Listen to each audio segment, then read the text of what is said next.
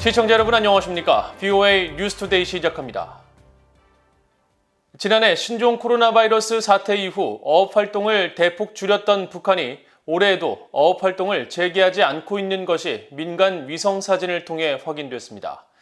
북한이 어업 활동을 재개하지 않는 것이 식량난을 겪고 있는 북한 주민들에게 어떤 영향을 끼칠지 주목됩니다. 첫 소식 함지하 기자가 보도합니다. 북한의 중소형 고기잡이 목선들이 모여있는 청진항 일대 바다를 촬영한 지난 5일자 위성사진입니다. 선박 수백 척이 항구 한쪽을 가득 채운 모습입니다. 이들 선박들은 보통 고기잡이철인 5월부터 11월 사이 출항해 항구를 텅 비워왔지만 고기잡이철이 2달가량 지난 현재까지 선박들은 해당 항구를 떠나지 않고 있는 겁니다. 이런 현상은 청진뿐 아니라 고기잡이 배들이 대거 모여있는 단천과 리원 등 다른 동해안 도시들에서도 쉽게 목격됐습니다. 앞서 VOA는 위성사진을 분석해 이들 고기잡이 배들의 운항이 지난 한 해 사실상 중단됐다고 보도한 바 있습니다. 당시 전문가들은 신종 코로나 바이러스 감염증 사태 이후 북한 당국이 취한 국경 봉쇄의 여파로 고기잡이 배들의 출항까지 막힌 것이라는 분석을 내놨었습니다. 지난해에 이어 올해에도 같은 현상이 이어지면서 고기잡이 배들의 출항 중단이 장기화 조짐이 나타나자 북한 주민들의 식량 수급에 큰 영향을 끼칠 수 있다는 지적이 나옵니다. 북한의 김정은 국무위원장은 신종 코로나 바이러스 사태 전에는 정기적으로 수산사업소 등을 찾아 식량난 해소 방안으로 어획량 확충 등을 주문해왔지만 고기잡이 배들이 운항을 제대로 하지 못하면서 유통되는 수산물의 양은 크게 줄어들었을 것으로 추정됩니다. 북한 경제 전문가인 윌리엄 브라운 미 조지타운대 교수는 5일 VOA에 이런 상황을 우려했습니다. This is a major source of protein for North Korean population, fish, I think a loss of fish could be a very important food problem for them. On the other hand, it's sort of, you wonder if they're having a big food problem, why aren't they fishing? 브라운 교수는 그러면서 북한의 목선들은 작은 모터를 돌리기 위해 유류를 필요로 한다고 지적했습니다. 따라서 신종 코로나 바이러스 영향과 함께 북한 내 유류 공급이 원활하지 못한 것도 이번 고기잡이 배들의 출항 중단 사태의 원인일 수 있다고 브라운 교수는 분석했습니다. VOA 뉴스 함지하입니다. 올해 북한의 경제난이 김정은 국무위원장 집권 이래 최악의 수준이 될 것이라고 미국 내 전문가들이 진단했습니다. 브래들리 뱁슨 전 세계은행 고문은 2일 VOA에 쌀과 옥수수 등 북한의 생필품 가격이 요동치고 있으며 평양에서도 물가가 불안정하다면서 이 같은 현상은 경제 전반에 가해진 압박을 반영하는 것으로 장마당 기능의 마비와 연관이 있는 것으로 분석했습니다. 헤리티지 재단의 올리비아 이노스 선임연구원도 위성사진을 통해 북한 장마당의 좌판들이 비어있는 것을 확인할 수 있다고 밝히면서 북중 국경 봉쇄로 공식, 비공식 무역이 악영향을 받아 북한 내 장마당 기능이 역할을 하지 못할 것으로 분석했습니다. 이노스 연구원은 그러면서 장마당 마비로 북한 주민들의 식량 불안정 상황이 악화됐을 것이라며 북한의 식량난과 경제난이 어느 정도로 체제를 불안정하게 하는지는 알 수 없지만 미국과 한국은 북한에서 인도주의 위기 발생 가능성에 대비돼 있어야 한다고 지적했습니다. 윌슨 센터의 진리 선임연구원은 김정은과 북한 지도부가 체면을 세우면서 외부 지원을 받아들일 방법을 찾으려 할 것이라면서 국제사회가 대북 지원을 할 경우 분배 감시 원칙에 입각해 신중하게 진행해야 하며 북한 마음대로 지원품을 전용하도록 조건 없이 구호품을 넘기는 선례를 만들어서는 안 된다고 말했습니다. 러시아가 북한에 남아있는 자국민들을 철수시켰으며 북한 당국의 엄격한 국경 폐쇄로 인력 교체가 이루어지지 못하고 있다고 밝혔습니다. 주북 러시아 대사관은 5일 공식 사회연결망 서비스를 통해 북한에 머물던 자국민 여러 명이 지난 2일 열차편을 이용해 러시아로 귀국했다고 밝히고 이들은 모두 신종 코로나 바이러스 대유행 기간을 포함한 지난 수년간 북한 주재 러시아 대사관에서 일해온 주재원 인력들이라고 설명했습니다. 그러면서 신종 코로나 바이러스 감염증 사태 여파에 따른 북한 당국의 엄격한 국경 폐쇄 조치로 지난 2년 가까이 인력 교체가 이뤄지지 못했으며 많은 외교관들과 의사, 행정, 기술 직원들이 북한을 떠나고 학교가 문을 닫는 등 평양에 러시아인을 비롯한 외국인들이 거의 남아있지 않다고 전했습니다.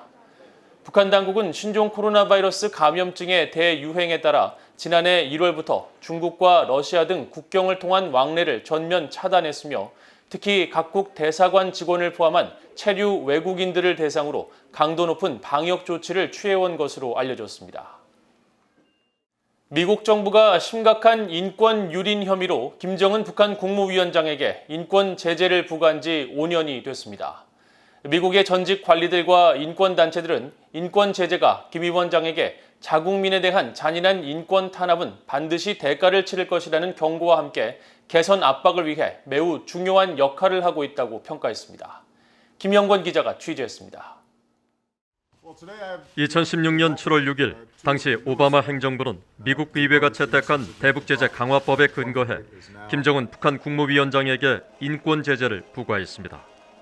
Today, we released a report identifying North Korean officials and entities responsible for or associated with serious human rights abuses or censorship. 국무부는 이날 북한의 다양한 인권 침해 문제들을 종합한 북한의 인권 유린과 검열 보고서를 의회에 제출했고 재무부는 이를 근거로 김정은 위원장 등 개인 15명과 기관 8곳을 제재 대상으로 지정해 발표했습니다.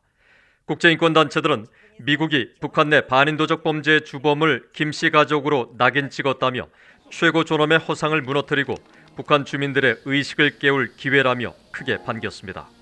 북한 정권은 이에 대해 미국의 사실상 전쟁 선포라며 강하게 반발했지만 미국은 이후 모두 4차례에 걸쳐 김정은 위원장의 여동생인 김여정 등 관리 32명과 기관 13곳에 미국 입국 금지, 자금 동결 등 경제 활동을 제한하는 제재를 가했습니다.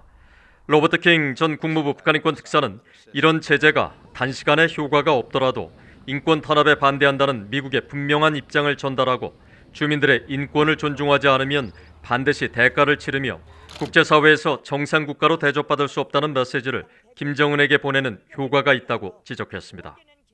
The sanctions do serve a useful purpose in reminding North Korea and in reminding other countries as well that North Korea has a serious human rights issue, and we need to continue to press North Korea on that issue.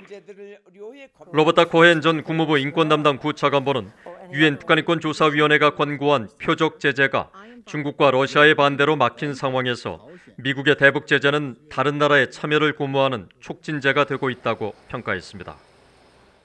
It was very important that the United States took bilateral action because the UN sanctions do not extend to human rights. The UN sanctions are limited to denuclearization. But the Commission of Inquiry report recommended targeted sanctions against those who were responsible for crimes against humanity in North Korea. 뉴욕에 본부를 둔 국제인권단체 휴먼 라이츠 워치의 필 로버터슨 아시아 담당 부국장은 5일 BOA에 미국이 최악의 인권 상황에 책임이 있는 북한의 당정군 관리들에 대해 계속 제재를 부과하고 일본과 호주, 유럽연합 등 동맹국들이 인권 관련 제재를 가하도록 고무해야 김정은이 주민들의 인권에 진심으로 관심을 가질 것이라고 말했습니다. 국무부 대변인실 관계자는 3일 미국의 대북 인권 관련 제재 5주년에 대한 BOA의 논평 요청에 유엔의 대북 제재는 여전히 유효하며 유엔과 북한의 이웃 나라들과의 외교를 포함해 제재 조치를 계속 이행할 것이라고 밝혔습니다. BOA 뉴스 김영권입니다. 국제 언론 감시 단체인 국경 없는 기자회가 북한 김정은 국무위원장을 언론 자유를 약탈하는 국가 지도자 37명 가운데 1명으로 꼽았습니다. 국제 언론 감시 단체인 국경 없는 기자회는 5일 홈페이지를 통해 언론 자유 약탈자라는 제목과 함께 이들 지도자 37명의 사진을 게시하고 각국의 언론 탄압 상황을 지적했습니다. 37명에는 북한의 김정은 위원장과 함께 중국의 시진핑 국가주석, 러시아의 블라디미르 푸틴 대통령, 미얀마의 민 아웅 홀라인 군 최고사령관 등이 포함되었습니다. 국경 없는 기자회는 특히 김정은 위원장에 대해 감시와 억압, 검열, 선전을 기반으로 하는 전체주의 정권의 최고 지도자라면서 언론의 자유를 보장한 북한 헌법 제67조를 끊임없이 짓밟으며 언론이 당과 군부 그리고 자신을 찬양하는 내용을 전달하도록 통제한다고 밝히고 세계로부터 완전한 고립을 원하고 있는 정권의 욕망 때문에 언론인들은 체포, 추방되거나 강제 노동 수용소에 보내지고 죽임을 당하고 있다고 비판했습니다. 또 북한 주민들은 정권의 선전 대변인인 조선중앙통신에서 제공하는 뉴스만 합법적으로 접근할 수 있고 외부에서 몰래 유입된 정보를 보거나 듣다가 걸리면 강제 수용소에서 종신형을 선고받을 수 있다며 다량의 외부 컨텐츠를 수입하다 적발되면 사형에 처해질 수 있다고 설명했습니다. 북한은 한국의 대화나 협력 제의에 호응하는 대신 국방력 강화와 한반도 상황 관리에 주력할 것이라는 분석이 나왔습니다.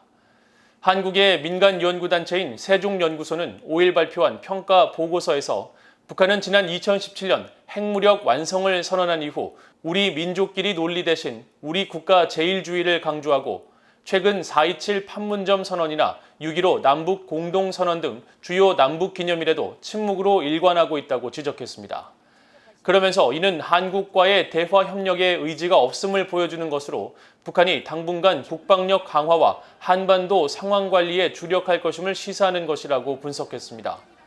보고서는 또 북한이 지난 1월 8차 당대회에서 발표한 당 규약에서 핵과 미사일에 기반한 우월한 군사력으로 한반도 정세와 통일을 실현하겠다는 점을 분명히 한 만큼 향후 한국에 대해 더욱 강압적인 태도를 보일 가능성이 크다고 전망했습니다. 이상으로 VOA 뉴스투데이를 모두 마칩니다. 시청해주신 여러분 고맙습니다.